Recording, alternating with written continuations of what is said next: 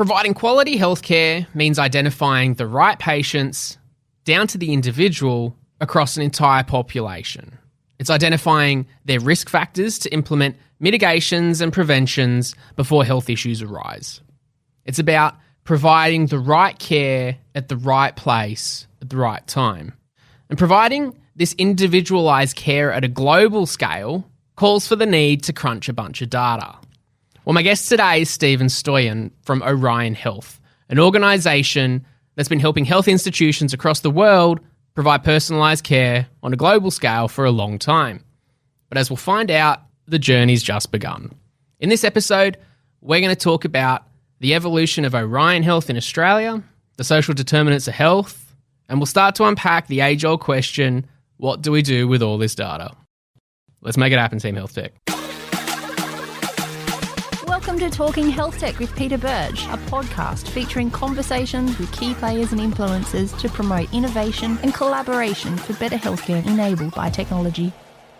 Macquarie works with healthcare businesses looking to grow, change, capture opportunities, realise value, but align with business owners' objectives. Their Perspective on Health report provides some really useful information and research around the patient's perspective, the business perspective, and what the medical business of the future looks like. It's got some actionable insights and frameworks to implement in your practice right away. If you've not checked it out, go to episode 108 of the Talking Health Tech podcast, where I speak to Adele and Beck from Macquarie and go into more detail about it, or go to macquarie.com/health for the report. There's not been a burning platform for change in healthcare until now, so get in touch with the healthcare team at Macquarie to talk through how it all applies to your business. It's macquarie.com/health. Telstra Health presents the inaugural 2021 Brilliant Women in Digital Health. This award initiative aims to recognise and celebrate 25 women in digital health for their incredible achievements, whether it's for mentoring, medical research, contributing to technology development, improving health outcomes using digital health, or introducing a new digital process for the delivery of health and aged care. Is this you or someone that you know? Nominations are open now until the 16th of July. Visit telstrahealth.com for more information and submit a nomination. With me today is Stoyan. He's the Director of Digital Health at Orion Health. He spent the last 20 years in a mix of technology roles with a strong focus on customer success and developing key strategic partnerships at a global scale. With Orion Health in Australia, Stephen's helping customers like state and federal governments, private hospitals, aged care facilities and health insurance companies with the challenges like reducing clinical risk, providing population health insights, and connecting and sharing care records across the country. Hey, Stephen, how you doing? Yeah, very well, Pete. Thanks for having me on your podcast. Yeah, good to have you here, man. Thanks for making the time. Looking forward to exploring it all and learning a bit more about you and Orion and everything that's going on, because there's some pretty exciting things. So that's great. Look, firstly, let's get to know you a little bit more, Stephen. Tell us a bit more about yourself. Thanks for the introduction. You sort of captured the corporate history. Myself, been in the industry for 20 years, been in healthcare now for about 5 or 6 years, and from a vendor's point of view. But I've really shaped my role in my career, and the value that I bring is really around customer centricity and really trying to make sure that we maximise the organisations that I work with, that they get the best benefit from us. So it was quite interesting when I started at Orion Health. I actually had to take a couple of weeks carer's leave because my wife was admitted into hospital and we thought she had postnatal depression. And with our second child, it transpired that it wasn't that at all. It was more that she had some challenges around sensory needs and a few other bits and pieces.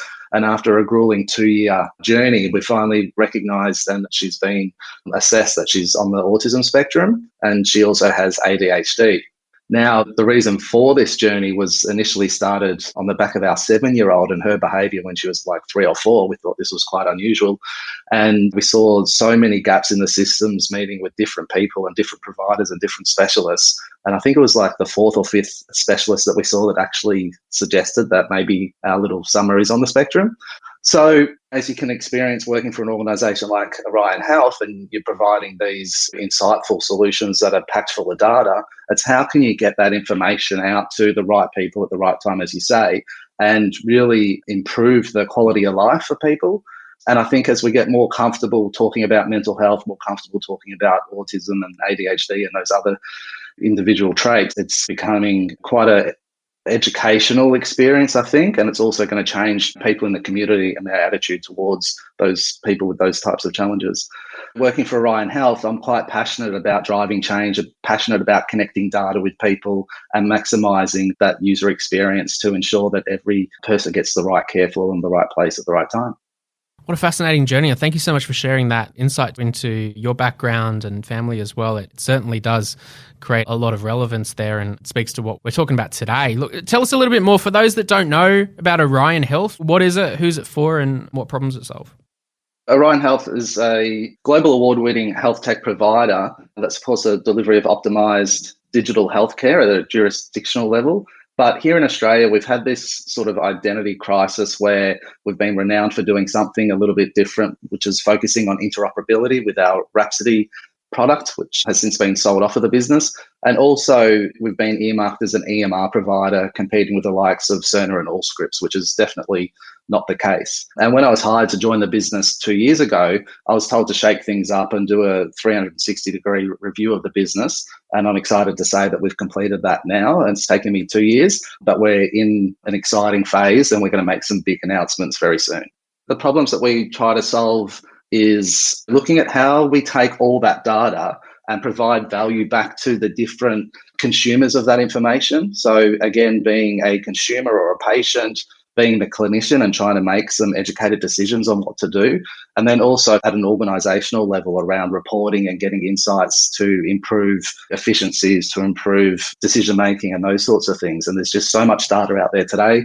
A lot of it's still on paper, but it's a big problem to solve and quite a challenging one. I'm interested in that kind of journey and that evolution for Orion Health. Been around for a long time and people know it for, like you say, the EMR side of things or the interoperability bits and pieces, but now evolving into what it is today. What's that journey been like through the last 2 years of doing that discovery, and why are you now coming out the other side with the position that you're in?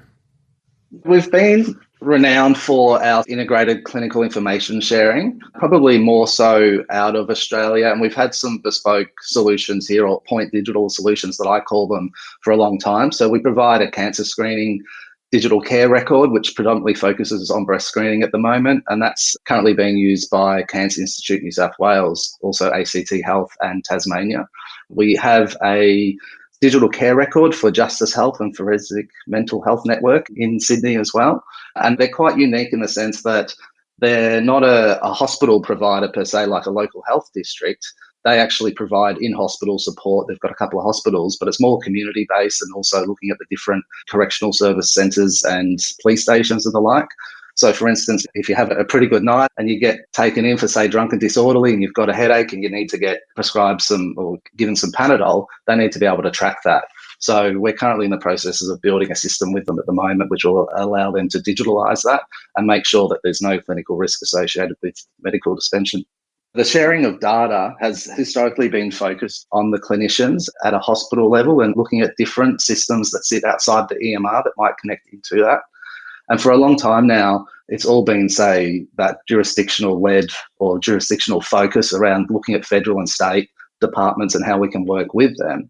And what we're seeing now is that there's a big shift around the consumer and looking at the consumer experience and building things like healthcare navigation systems or digital front doors. And that's a very exciting place for us. And we've just pivoted in our business in the sense of moving, not necessarily losing focus on the clinician, but also looking at how we can empower the consumer to own their care record and have more influence in what it is that they do and how they go on their care journey. Hey there, guess what? The Talking Health Tech Winter Summit's happening soon. It's on the 24th of June and it features over 35 speakers, 12 sessions in a full-day virtual event. At the Winter Summit, we're going to be talking about payments, diagnostic AI, public health telehealth, infrastructure, big data, startups, patient centricity, clinical governance, nursing, gamification, and so much more. To attend the event live, become a THT Plus member, and you get free access to all of our virtual summits. We're holding them every quarter. Plus, you get access to our community forum. We also get to share and learn and grow with some like-minded people. Plus, as a THT Plus member, you get access to our premium podcast feed, which gives you episodes 2 weeks earlier than everybody else with no ads, just like this ad. And you get a bonus episode every week as well.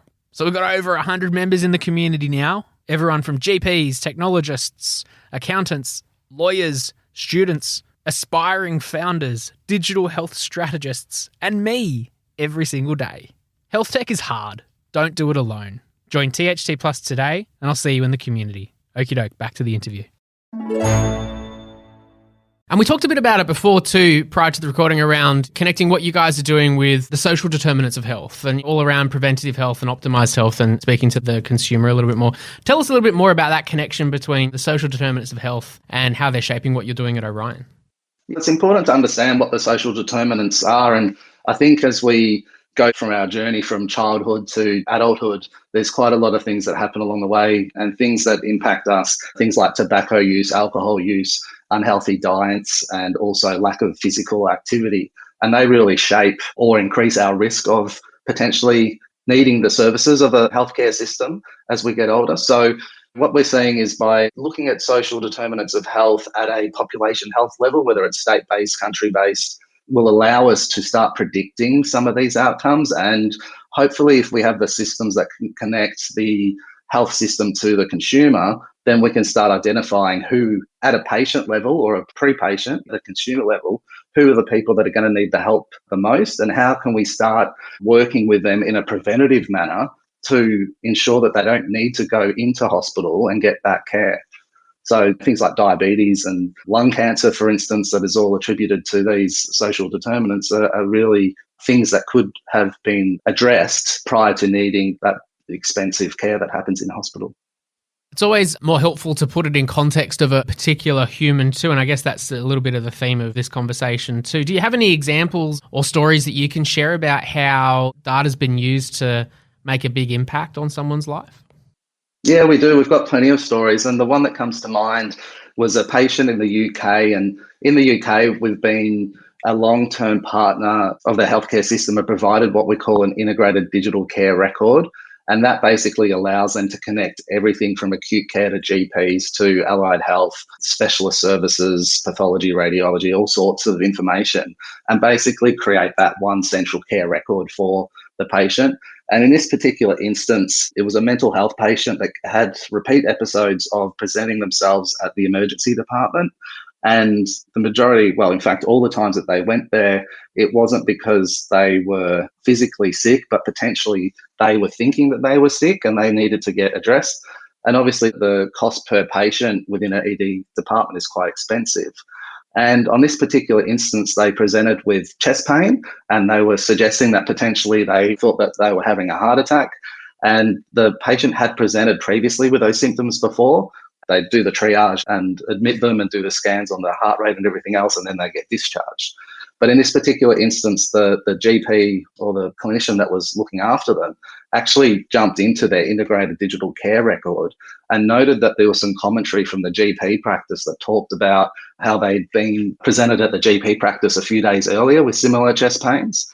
If it wasn't for that information, they wouldn't have accelerated the treatment plan for this mental health patient and been able to resolve what potentially could have been a heart attack. Those are really interesting stories, and I love hearing how the data and the human can come together and create a better result for a patient. I'm always interested too in how much the data plays a role and how much the clinician plays a role. So totally off script here and just interested in your perspective. How important is the data that's put into these systems in creating these outcomes for patients, and how much relies on the clinician? Is it if systems aren't used correctly in the first place and then no data is captured, then it results in really poor patient outcomes? Or is it more so in that particular example, if it was the clinician wasn't paying attention or thinking to look into the data, then it doesn't matter how good the data was, the patient's not going to take impact. So I guess to be more specific, how important is that whole interrelation between the data that's captured and then the clinician that's providing the healthcare to the patient? Yeah, great question. It's such a good point that you raised, because you could have the best data in the world, but not have the clinicians trained up in how to access that information. And what we're seeing here in Australia and globally is that the adoption of the technology and the adoption of the ability to make meaning out of what that data is critically important. It's one thing just to serve up the information as it stands today and produce notifications out to the clinicians. But if it's not served up to them in a meaningful way, then it loses its relevance. And in some reading I was doing in prep for this, I understand that on average, clinicians waste about 66 minutes a day in reading these notifications and reading data and trying to interpret data. So that's 66 minutes away they could be caring for a patient. And when you amplify that out by the number of clinicians in Sydney, Melbourne, New South Wales, wherever they are, or in the US or other big markets, then that's a lot of time that is wasted cost. It's a waste of opportunity to help someone.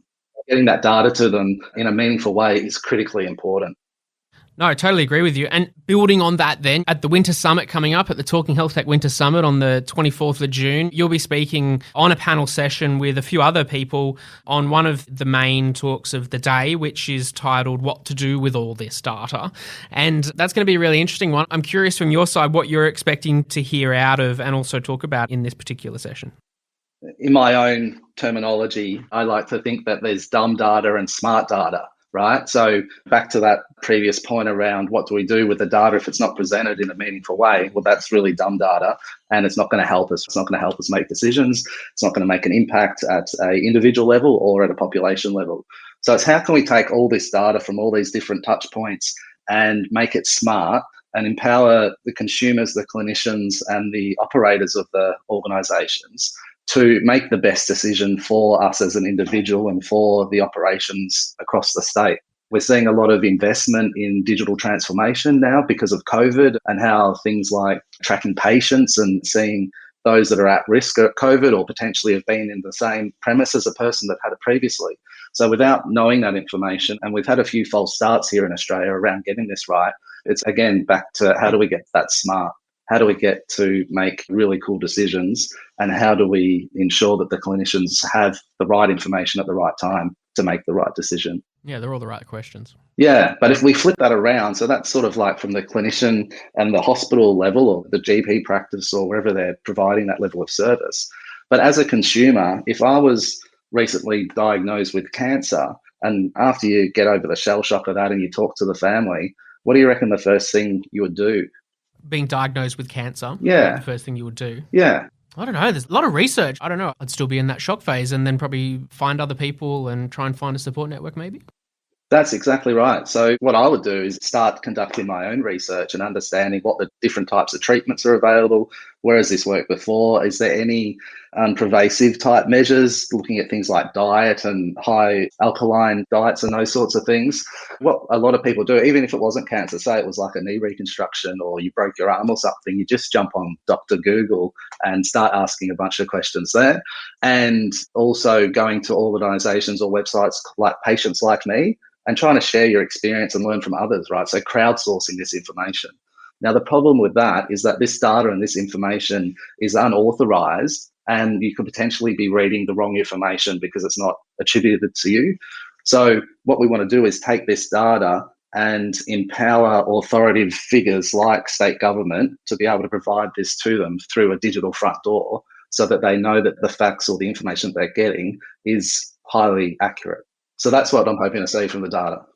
Yeah, that topic in particular I find really interesting too, because there's this blend and this combination I think is required when you talk about support networks for patients and finding reliable information. It's finding that balance between having information that comes from an authority that's verified, but then as an individual, there's this element of trust that you get from having feedback direct from other patients and community that doesn't come from an authority or doesn't come from anything like that. So it's always interesting how those two bits of information, those two resources, and there's multiple sources of information that someone going through something like that would encounter. So it's finding a way to build that trust and credibility when coming from an element of authority, because that's all really important, especially when it comes to health, but then how that ties in with patients and their own journey as well. So that's a really interesting point.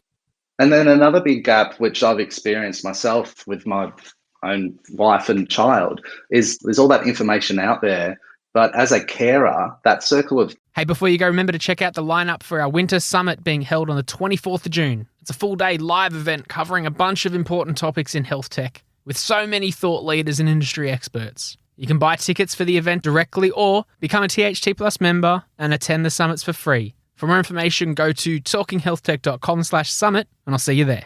Care isn't really well digitalized. So what I mean by that is for summer at the moment, we see psychologists, we see pediatrician, we see occupational therapists, we see physiologists, and there's no tools in place that allow us to have one central portal that can plug those clinicians together and share information to get the best outcome. We go see the psychologist and she's like, oh, how's OT going? And then we just have to keep repeating that information. And it's really frustrating, time consuming, and it's costly. NDIS is funding some of it, but some of it comes out of pocket.